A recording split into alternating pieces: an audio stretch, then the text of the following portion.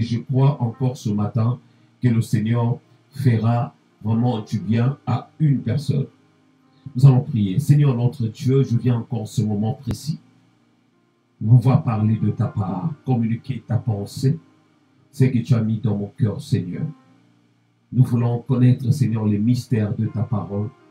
Nous voulons, Seigneur Dieu, connaître la vérité, comme il est d'ailleurs écrit dans ta parole.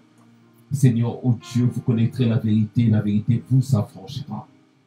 Nous avons besoin ce soir d'être affranchis par toi, oh Dieu. Apporte-nous la connaissance de ta parole. Apporte-nous, Seigneur, oh Dieu, la révélation, tout ce que tu as prévu d'avance pour pouvoir bénir une personne. Merci pour toutes ces personnes qui se connectent à cet instant pour pouvoir écouter la parole de Dieu et prier avec moi. Que la gloire revienne à toi seul dans le nom puissant de Jésus. Amen. Amen. Je salue toutes ces personnes qui se connectent à cet instant pour pouvoir écouter la parole de Dieu et prier avec moi. Je suis convaincu que le Seigneur va faire du bien à une personne. Donc n'hésitez pas de partager la vidéo. Gloire à Dieu. Maintenant j'ai la réception. Voilà. Donc, alléluia. Gloire au Seigneur.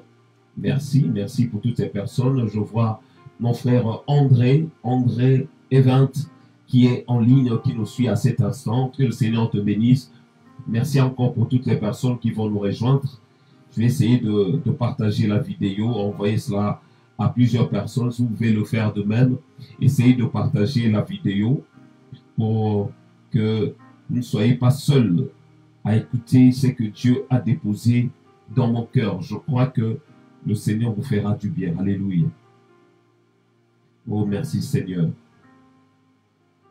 Merci le grand Dieu pour tous ces mondes, toutes ces personnes que tu mets. Je vois Sona Lema, que Dieu te bénisse. Mon Dieu Lema, que le Seigneur te bénisse. Je vois d'autres personnes qui se connectent à cet instant. N'hésitez pas à partager la vidéo pour pouvoir inviter encore d'autres personnes. Que Dieu puisse aussi leur accorder sa bénédiction. Moi, je fais de même, je partage. Parce que si les gens passent leur temps à passer ou à partager certaines vidéos qui n'honorent même pas Dieu, alors, merci mon Dieu, alléluia. Voilà. Si les gens passent leur temps à partager des images qui ne glorifient pas Dieu, des images même pornographiques, pourquoi pas partager surtout des messages qui glorifient le nom du Seigneur, des messages que je dirais préventifs, des messages qui nous permettent justement de vivre une vie glorieuse dans la présence du Seigneur, de messages qui nous informent, qui nous exhortent, alléluia, qui prédit des choses à venir pour la gloire du Seigneur. N'hésitez pas, moi aussi j'essaie de faire de même en partageant justement ce direct. Vraiment que le Seigneur vous bénisse, que le Seigneur vous bénisse. Comme le dimanche dernier, j'avais commencé un enseignement et le thème était « C'est que le parabole des 10 vierges nous enseigne ». C'est que le parabole de 10 vierges nous enseigne. Excusez-moi, il fait chaud, mais on va faire avec. Alléluia. C'est que le parabole des 10 vierges nous enseigne. Je pense que certains parmi vous connaissent déjà ce parabole, cette histoire des 10 vierges qui est dans la Bible, dans le livre de Matthieu chapitre 25, à partir du verset 1er jusqu'au verset 13. J'avais parlé de ça, mais je vais rappeler pour certaines personnes. Matthieu, je vous laisse le temps de pouvoir rechercher dans vos Bibles, dans Matthieu chapitre 25, à partir du verset 1er jusqu'au 13e verset. Je fais la lecture. Alors le royaume des cieux sera semblable à 10 vierges qui, ayant pris leur lampe, allèrent à la rencontre de l'époux. Verset 2. 5 d'entre elles étaient folles et 5 sages. Les folles, en prenant leur lampe, ne prirent point d'huile avec elles. Mais les sages prirent avec leur lampe de l'huile dans des vases. Verset 5. Comme l'époux tardait, toutes s'assoupirent et s'endormirent. Verset 6. Au milieu de la nuit, on cria, voici l'époux, allez à sa rencontre. Alors, toutes ces vierges se réveillèrent et préparèrent leurs lampes. Les folles dirent aux sages, donnez-nous de votre huile, car nos lampes s'éteignent. Verset 9. Les sages répondirent, non, il n'y en aurait pas assez pour nous et pour vous. Allez plutôt chez ceux qui en vendent et achetez-en pour vous, pour vous. Verset 10. Pendant qu'elles allaient, alléluia, pendant qu'elles allaient en acheter, l'époux arriva. Celles qui étaient prêtes entrèrent avec lui dans la salle des noces et la porte fut fermée. Verset 11. Plus tard, les autres vierges vinrent et dirent, Seigneur, Seigneur, ouvre-nous. Mais il répondit, je vous le dis en vérité, je ne vous connais pas. Verset 13. Veillez donc, puisque vous ne savez ni le jour ni l'heure. Alléluia. Comme je le disais, c'est quelque chose, c'est un message que j'ai apporté ce dimanche matin à 8 heures. Comme le prochain dimanche également, à chaque 8 heures, je vais essayer de partager la parole de Dieu avec vous selon la pensée que le Seigneur va déposer dans mon cœur. Alléluia. Dans cette histoire, on nous parle des 10 vierges. C'est un parabole que Jésus a adressé justement aux disciples, aux personnes qui étaient auprès de lui. En leur parlant justement des royaumes des cieux. En parlant de ces 10 vierges, il voulait leur faire comprendre des choses. Que dirais-je, comme je disais, ce message était adressé à 2 catégories de personnes. C'est-à-dire, la première catégorie, c'est des gens qui sont déjà dans le Seigneur, des gens qui prient, des gens qui fréquentent des assemblées, qui sont déjà dans les choses de Dieu, qui font partie peut-être d'une chorale, qui font partie peut-être d'un service au sein d'une assemblée, au sein d'une église. Et la deuxième partie, la deuxième catégorie, c'est justement des gens qui ne connaissent pas le Seigneur, pour que ces gens-là prennent conscience du retour de Jésus. C'est comme une cloche en fait qui sonne tout en avertissant aux gens, en disant qu'il est l'heure, apprêtez-vous parce que je reviens bientôt. C'est le temps de changer vos vies, c'est le temps de venir à moi pour que vous puissiez être sauvés. C'est-à-dire, ce message s'adresse à 2 catégories de personnes. Ceux qui sont dans le Seigneur, en fait, que ces gens-là puissent devenir encore plus prudents, qu'ils puissent, comment dire, se préparer, s'apprêter pour le retour de Jésus. Et cette deuxième catégorie, c'est à ceux qui ne connaissent pas le Seigneur pour dire que voilà, de l'autre côté, dans le Seigneur, nous attendons le Seigneur. Si vous voulez aussi nous rejoindre, venez. Alléluia. Pour dire à ces gens-là de pouvoir arrêter les choses qu'elles font, ces personnes font pour venir dans le Seigneur. Dans cette histoire, on nous parle de ces 10 vierges. La Bible la précise très bien. Il y avait 5 qui étaient folles et 5 autres sages. Et ce qui est merveilleux, la Bible différencie ces groupes de personnes. Mais toutes ces personnes-là attendaient une seule personne. Attendaient l'époux. Alléluia. C'est-à-dire, si on peut aller clairement dans ce message, on peut dire que ce message, par rapport à ces 10 vierges, elles attendaient la même personne, l'époux. Vous savez dire, ça représente des vierges comme des chrétiens, des gens qui sont dans le Seigneur. C'est des gens qui attendaient. Parce que ceux qui ne sont pas dans le Seigneur, des fois, ils s'en foutent. Ils n'ont pas besoin que Jésus revienne. Peut-être qu'ils ne connaissent même pas qu'un Seigneur va revenir. Mais dans ce passage, on parle des gens qui attendaient l'époux. C'est-à-dire des gens qui connaissaient l'époux. Ces 10 vierges connaissaient l'époux. Savaient qu'un jour, l'époux va venir. Et deuxième chose qui prouve cela, parce qu'elles avaient leur lampe. Elles savaient que combien c'est important de préparer nos lampes et l'huile également, afin que le jour où l'époux reviendra, qu'il puisse nous prendre, qu'il puisse nous amener à la salle des noces. Alléluia. Il y avait 2 choses à préparer, lampe et l'huile. D'après ce que la Bible nous dit. Alléluia. Lampe et l'huile. Souvenez bien, lampe et l'huile. Et ce qui s'est passé, un moment, une nuit, elles étaient fatiguées et s'endormaient. Et au milieu de la nuit, une voix s'écria, voici l'époux, allez à sa rencontre. Et ce qui s'est passé, les 10 se sont réveillés. Chacune a pris sa lampe pour pouvoir aller à la rencontre du Seigneur. Parce que c'était important, parce que dans ce passage, nous fait comprendre que c'était l'huile. On devait veiller sur l'huile et sur la lampe. Alléluia. Parce que l'huile permet que la lampe puisse s'allumer. Il fallait avoir ces deux choses. Et les folles se sont rendues compte qu'elles avaient des lampes, mais leur lumière s'éteignait. Elles se sont dit, eh ben, nous avons besoin maintenant de l'huile pour pouvoir aller à la rencontre de notre Seigneur. Malheureusement, il n'y avait pas suffisamment d'huile. Elles ont demandé l'aide à 5 qui étaient sages pour pouvoir avoir de l'huile et aller à la rencontre du Seigneur. Et les 5 sages ont refusé parce qu'elles se sont rendues compte que l'huile qu'elles avaient, ce n'était pas suffisant pour qu'elles puissent partager avec les 5 folles. Et ce qui s'est passé, les 5 folles sont parties à la recherche d'huile parce qu'elles savaient que c'était important qu'elles puissent en avoir pour aller à la rencontre du Seigneur. Et ce qui s'est passé, lorsque le Seigneur est arrivé, elle a fait rentrer que les 5 sages parce qu'elles avaient réuni les conditions pour pouvoir entrer dans la salle des noces. Alléluia. Et lorsque les 5 folles sont arrivées, les portes étaient déjà fermées. Elles ont crié Seigneur, Seigneur, parce qu'elles voulaient rentrer aussi dans la salle des noces. Et ce qui est écrit dans la parole, alléluia, c'est écrit, le Seigneur a dit, je vous le dis en vérité, je ne vous connais pas. Alléluia. Donc là, dans ce passage, on voit aussi la reconnaissance du maître. C'est-à-dire, il y a des choses que le maître a besoin, en fait, pour reconnaître ses brebis. Comme il a dit dans sa parole, mes brebis connaissent ma voix.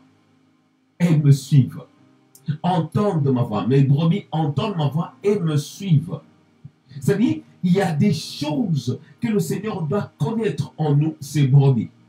Il y a des choses que le Seigneur, qui permet au Seigneur de connaître en nous que nous sommes réellement ses disciples. Alléluia. Ces 5 folles, malheureusement, comme j'avais dit la fois dernière, l'une des choses, l'une des leçons, comme j'avais dit par rapport au terme déjà, c'est que le parabole des 10 vierges nous enseigne. La première leçon par rapport à cette histoire nous enseigne, c'est la prudence. La chose qui manquait justement à ces 5 folles, c'était la prudence. Elles savaient, elles étaient au courant que l'époux va venir, va revenir comme un voleur, comme dit la parole. L'époux va revenir, mais sauf qu'elles étaient imprudentes. C'est-à-dire, comme j'avais expliqué le dimanche dernier, que ce sont les personnes qui reportaient des choses au lendemain, en se disant, eh ben, l'époux n'est pas venu, donc c'est-à-dire, j'aurai assez de temps pour aller acheter de l'huile. Elles étaient conscientes qu'il n'y avait pas assez d'huile, mais elles s'étaient dit, eh ben, comme l'époux tardait, peut-être demain on va le faire. J'avais expliqué cela en disant que beaucoup de gens ne font que reporter des choses pour le Seigneur. La personne connaît que sa vie n'est pas en règle avec Dieu, mais la personne dit que voilà, je vais le faire demain, je vais mettre ma vie en règle demain, c'est demain je vais changer, c'est demain il y aura quelque chose. Et la personne continue à se vautrer dans le péché. C'est que ce qui nous fait comprendre que ces personnes dont la Bible parlait, c'était des gens qui connaissaient le Maître, des gens qui connaissaient le Seigneur. Elles ne passaient pas leur temps pour rien. Elles ont patienté pendant plusieurs moments en attendant justement le retour du Maître, en attendant justement le retour du Seigneur.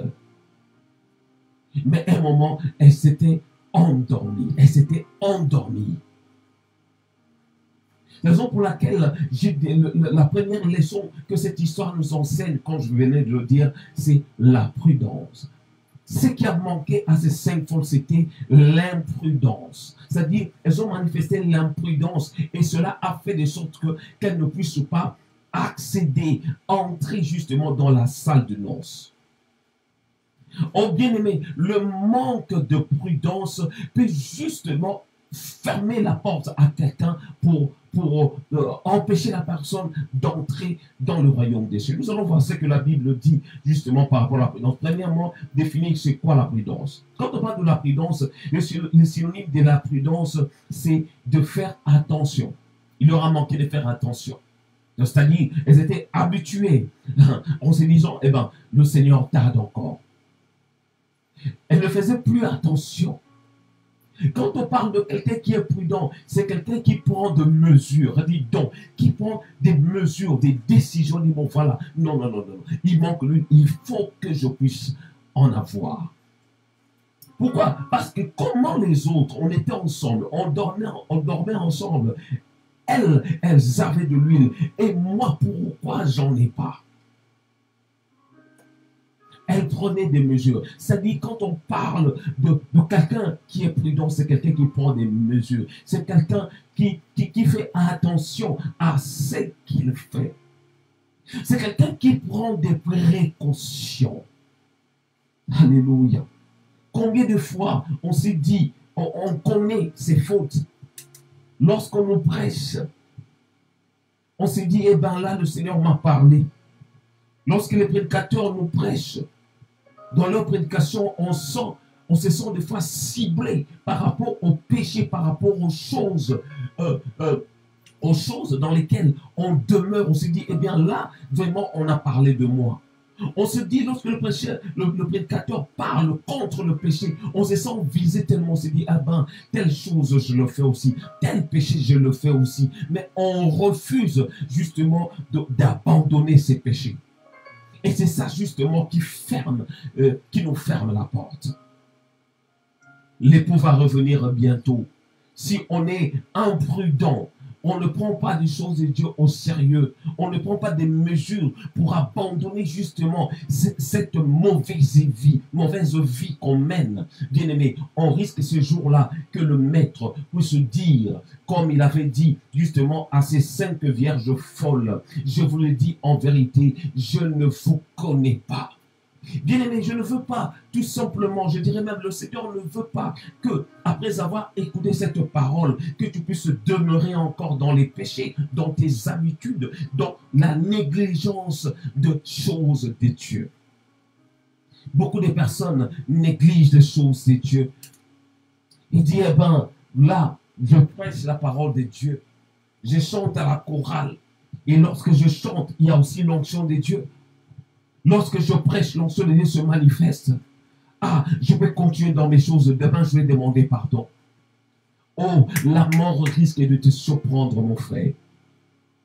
Qu'est-ce que la Bible dit par rapport justement à la prudence? Au Matthieu chapitre 10, au verset 16. Matthieu chapitre 10, au verset 16 dit, voici, je vous envoie comme des brebis au milieu des loups.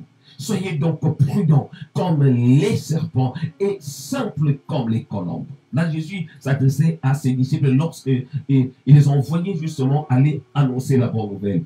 Il leur enseignait, il leur faisait comprendre que vous allez prêcher la parole de Dieu, mais vous devez savoir qu'il y aura des contraintes, il y aura de l'opposition, des choses qui feront de sorte de vous empêcher à bien exécuter mon travail. Mais il leur a donné ses conseils en leur disant, je vous envoie comme des brebis au milieu des loups. Soyez donc prudents. Le Seigneur leur enseigne déjà la prudence. Si vous manquez la prudence dans les choses de Dieu, vous ne prenez pas au sérieux les choses de Dieu. Si vous ne prenez pas des précautions dans les choses de Dieu, vous risquez de vous ventrer dans le péché.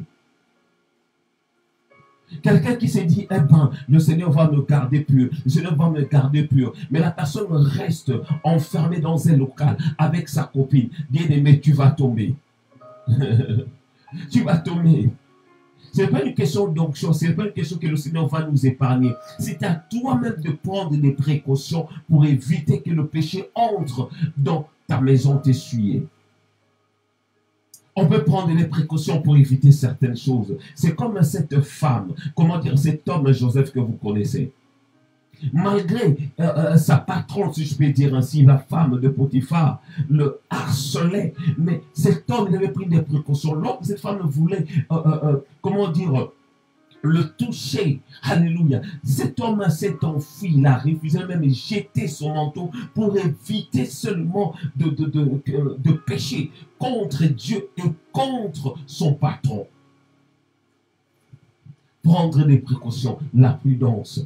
Jésus a dit, je vous ai envoyé comme des brebis au milieu des loups. Soyez donc prudents comme les serpents et simples comme les colombes. Proverbe chapitre 14, verset 35. La Bible dit Proverbe, je réponds pour ceux qui prennent des notes. Proverbe chapitre 14, verset 35 dit, la faveur du roi est pour le serviteur prudent et sa colère pour celui qui fait honte. Alléluia. La faveur du roi est pour ce serviteur qui est prudent. La faveur de Dieu est pour ceux qui sont prudents, ceux qui prennent des précautions, qui se disent, eh bien, il y a un danger dans telle chose. J'aimerais pas me vautrer justement dans ces choses qui risquent de m'emmener en enfer, bien-aimé. Tu peux vivre dans le péché et l'onction se manifeste. On a vu ça. Tu vis dans le péché, tu prêches, les gens tombent, les gens acceptent le Seigneur. Et il y a aussi des guérisons, des miracles. Bien-aimé, que cela ne te trompe pas. Parce que le Seigneur a dit dans sa parole, dans les derniers jours, certains diront, Seigneur, n'avons-nous pas prophétisé en ton nom? N'avons-nous pas opéré des miracles en ton nom? Vous savez, c'est des gens qui étaient dans le Seigneur, des gens qui fréquentaient peut-être des assemblées, des gens qui connaissaient des lois mosaïques, des gens qui connaissaient la parole de Dieu. Mais que s'est-il passé de sorte que le Seigneur puisse leur dire, je ne vous ai jamais connu. Vous qui commettiez l'iniquité, dit le Seigneur.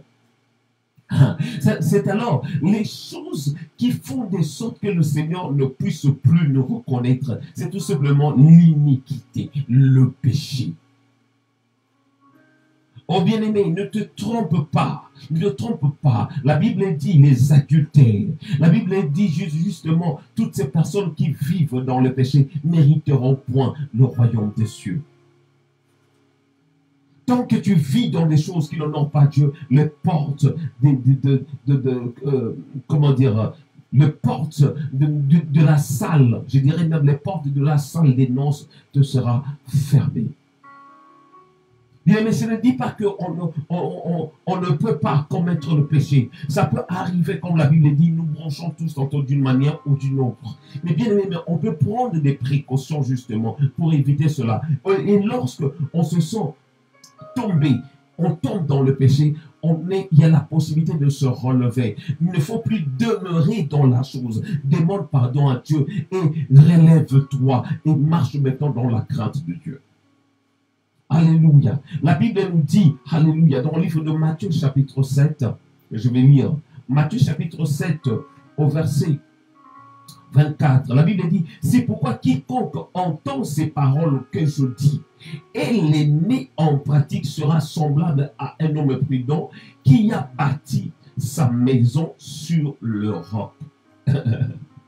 Matthieu chapitre 7 verset 24. Je reprends cela. C'est pourquoi quiconque entend ces paroles que je dis et les met en pratique. Ce n'est pas seulement le fait d'écouter la parole de Dieu, mais c'est encore de mettre cela en pratique. Si on revient par rapport à l'histoire de ces femmes, quand on dit « ta parole est une lampe à mes pieds », alléluia. La Bible dit que ces femmes avaient leur lampe, c'est-à-dire elles avaient la parole, alléluia. C'est-à-dire, quand on parle de l'huile, certains peuvent dire que c'est le Saint-Esprit, la présence du Saint-Esprit, mais c'est l'huile qui permet justement à cette lampe de pouvoir s'allumer. Sans l'huile, c'est-à-dire la lampe ne pouvait pas s'allumer et les portes justement de la salle des noces ne pouvaient pas s'ouvrir pour de telles personnes qui n'ont plus d'huile dans leur vie. C'est-à-dire, quand on revient par rapport à la parole que nous venons de lire dans Matthieu chapitre 7 verset 24, la Bible dit, c'est pourquoi quiconque entend ces paroles, pas seulement le fait d'entendre, pas seulement le fait d'avoir la parole de Dieu, et la Bible dit, et les met en pratique. C'est-à-dire, pas seulement le fait d'avoir la parole. Parce que même dans la Bible dit, le roi David dit, ta parole est une lampe à mes pieds. Alléluia. Une lumière sur mon sentier. Alléluia. C'est comme moi, j'ai la parole de Dieu. Mais lorsque je veux avancer, je dois maintenant prendre cette lampe qui est la parole de Dieu, de marcher avec. Donc, il faut que cette lampe m'éclaire maintenant, que je la porte, que je la vive. Afin d'ôter justement les ténèbres lorsque je marche, je mets à chaque fois la parole et je veille que ça soit toujours allumé ma lampe pour pouvoir éclairer même dans les ténèbres.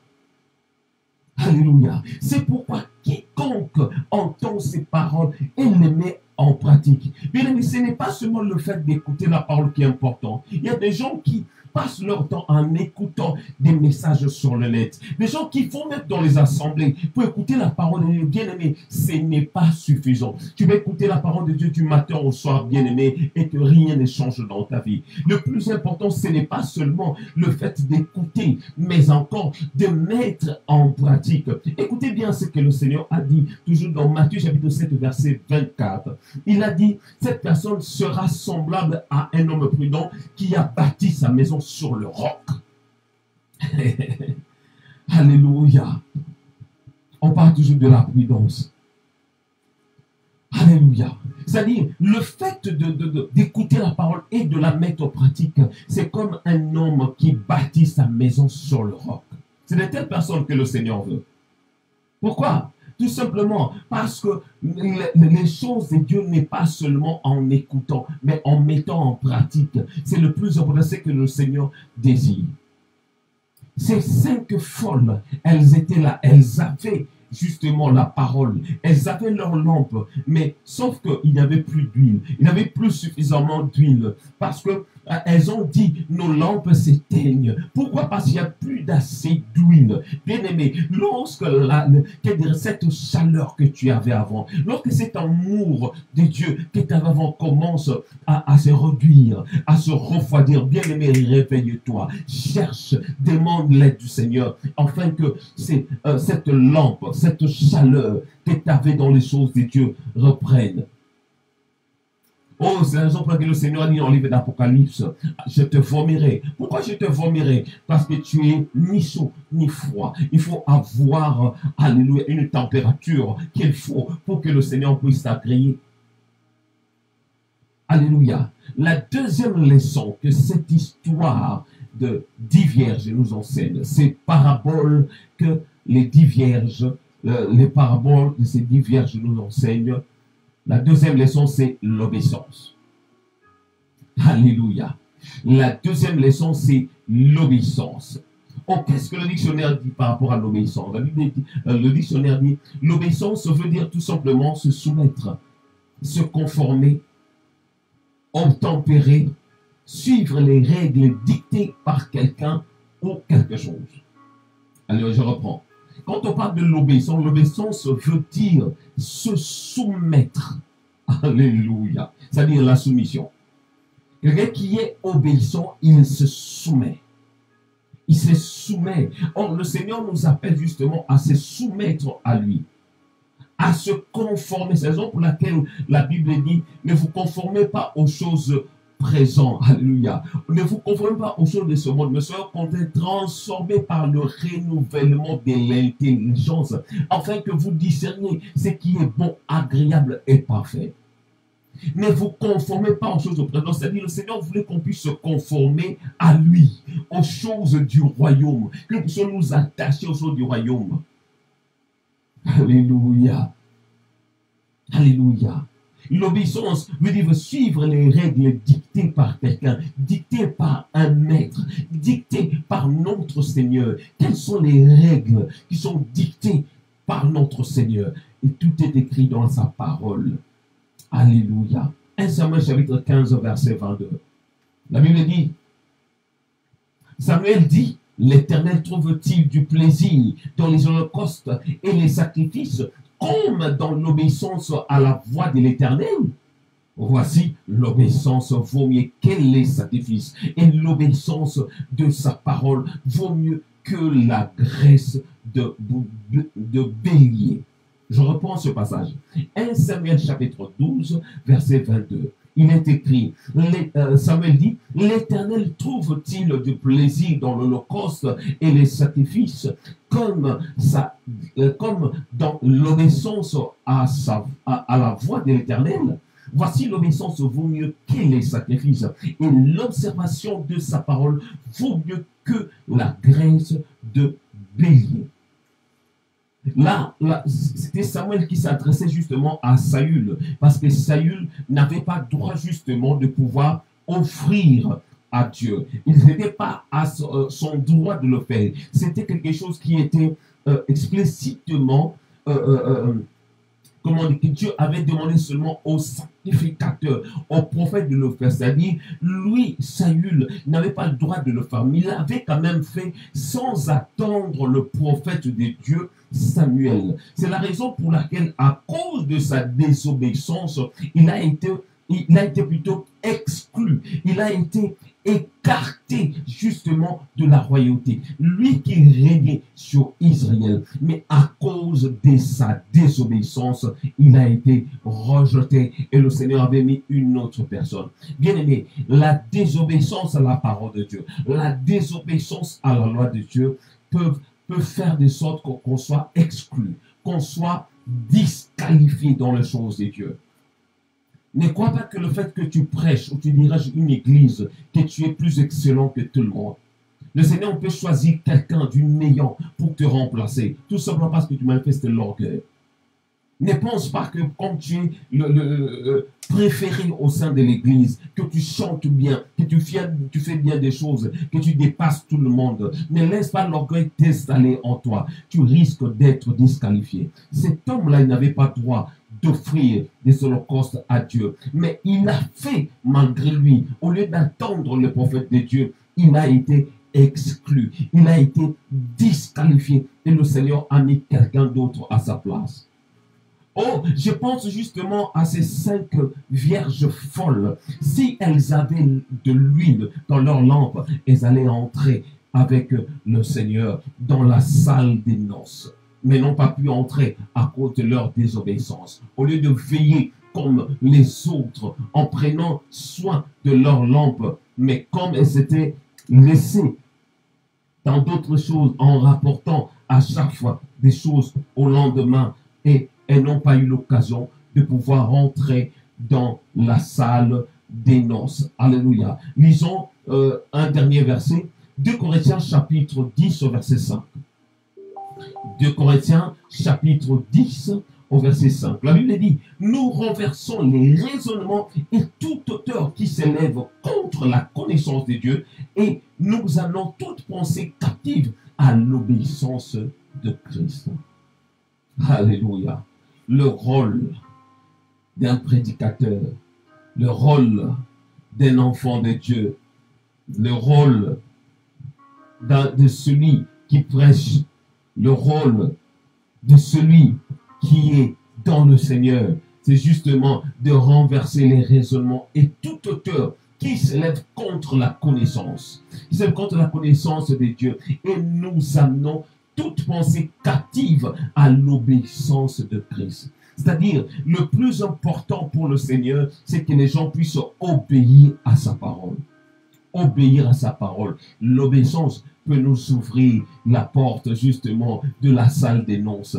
En obéissant à Dieu, nous pouvons avoir accès aux choses que Dieu a prédestinées, a préparées d'avance pour nous. La désobéissance à la parole de Dieu ne peut que bloquer, empêcher que le Seigneur puisse agir dans notre vie. Voilà ce que le Seigneur avait déposé dans mon cœur. On va partager avec une personne ce soir, bien-aimé.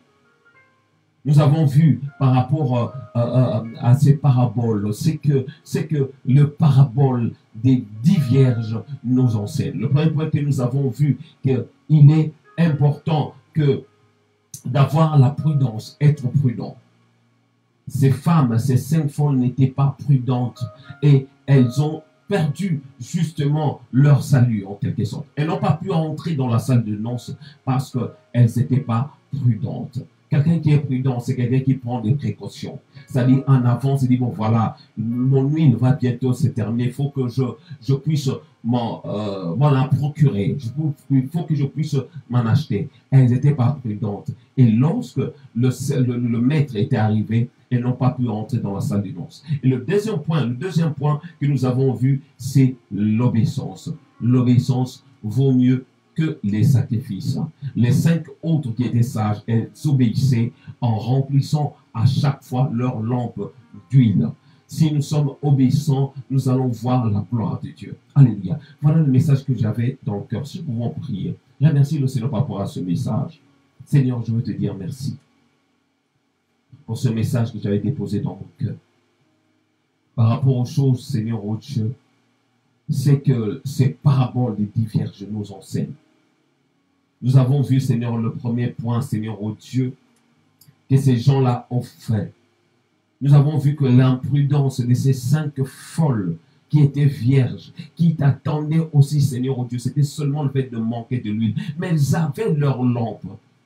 Combien de personnes, oh Dieu, elles fréquentent des assemblées, elles écoutent la parole de Dieu. Peut-être elles te servent, Seigneur. Mais il leur manque, Seigneur, oh Dieu, mon roi, la prudence, d'être prudent et de s'éloigner de mal, Seigneur. Oh Seigneur, ma prière ce soir est que tu puisses te manifester dans ta grâce, Seigneur, oh Dieu, pouvoir visiter toutes ces personnes qui ont besoin de la prudence, de devenir prudents, de prendre des précautions, Seigneur, de faire attention aux choses sacrées.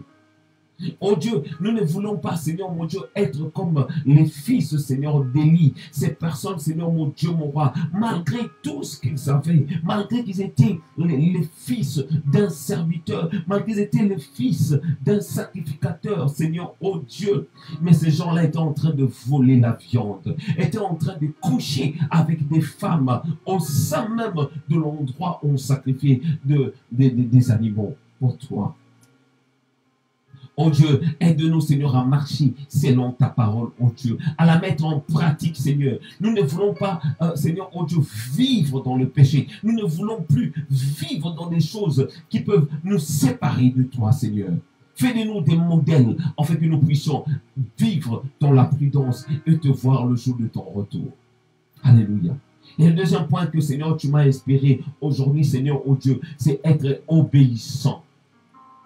L'obéissance vaut mieux que les sacrifices. Tu nous fais des sortes, rends-nous obéissants à ta parole. Rends-nous obéissants, Seigneur, oh Dieu, au dogme. Rends-nous obéissants, Seigneur, oh Dieu, à ta parole. Rends-nous obéissants, Seigneur, oh Dieu, désormais à tes préceptes. Nous voulons les mettre en pratique pour te voir. Parce qu'il est écrit dans ta parole, l'obéissance vaut mieux que les sacrifices. On se sacrifie de foi, Seigneur, pour aller dans des assemblées. On se sacrifie de foi pour laisser des choses, pour aller chanter, pour aller prêcher. Oh Dieu, mais fais de sorte que ta parole, la vérité soit en nous. Que les gens puissent voir en nous ta marque, oh Jésus. Et que tout soit pour ta gloire dans le nom de Jésus. Alléluia. J'ai prié pour une personne qui me suit à cet instant. J'ai prié pour toi. Peut-être après avoir écouté cette parole, tu t'es dit, eh ben, j'ai des choses à régler dans ma vie. J'ai des choses à mettre en règle dans ma vie. Peut-être qu'il n'y avait plus d'obéissance en toi. Peut-être il y avait plus, tu n'étais plus prudent. Tu t'es laissé emporter dans des choses qui n'honorent pas Dieu. Tu veux maintenant mettre ta vie en règle. Tu peux prier. Et moi, je vais prier pour toi. Seigneur Jésus, je te prie pour cette personne qui vient de m'écouter. Qui s'est dit, voilà, j'étais imprudent et cela fait de sorte que je puisse tomber dans tel péché. Que je puisse maintenant marcher dans les choses qui ne t'honorent pas. Seigneur, je te prie, Seigneur, oh Dieu, de restaurer cette personne, oh Dieu. Afin qu'elle puisse avoir la force de résister devant les obstacles, devant les péchés qui se présentent devant lui. Je te prie, Seigneur, oh Dieu, de nous rendre obéissants, de rendre cette personne obéissante, Seigneur, de rendre à mon frère obéissant, de rendre à ma soeur obéissant à ta parole. Que le monde ne puisse pas, Seigneur, l'éloigner de tes voies, Seigneur. Mais fais de sorte que ma soeur qui me soit à cet instant, que mon frère qui me soit à cet instant, Seigneur, puisse devenir obéissant à ta parole afin de voir ta gloire. Merci, oh Dieu des armées, pour ta main puissante qui s'est manifestée aujourd'hui. Merci pour la guérison que tu as portée à tes enfants, pour la délivrance que tu as portée par ta grandeur. Que la gloire revienne à toi seul dans le nom de Jésus. Amen. Amen. Alléluia. Je bénis le Seigneur pour ces moments. Je bénis le Seigneur pour ce moment qu'il nous a accordé de pouvoir partager sa parole. Je n'étais qu'un instrument pour parler de la part de Dieu. Par rapport à ce thème, c'est que le parabole des 10 vierges nous enseigne. Je crois fermement que vous étiez bénis en suivant justement ce message. Et ma prière est que le Seigneur puisse vous visiter, que le Seigneur puisse vous faire du bien, que le Seigneur puisse restaurer vos vies, que le Seigneur puisse visiter une personne qui était connectée en ce moment pour pouvoir suivre ce moment. Que le Seigneur puisse restaurer vos vies, vos familles, que le Seigneur puisse vous accorder tout ce dont vous avez besoin. Et je vous dis à très bientôt sur ma page Facebook, Évangéliste Edgar Corolo de Christ. Et je crois que le Seigneur vous bénira. À très bientôt. Bye bye. Alléluia.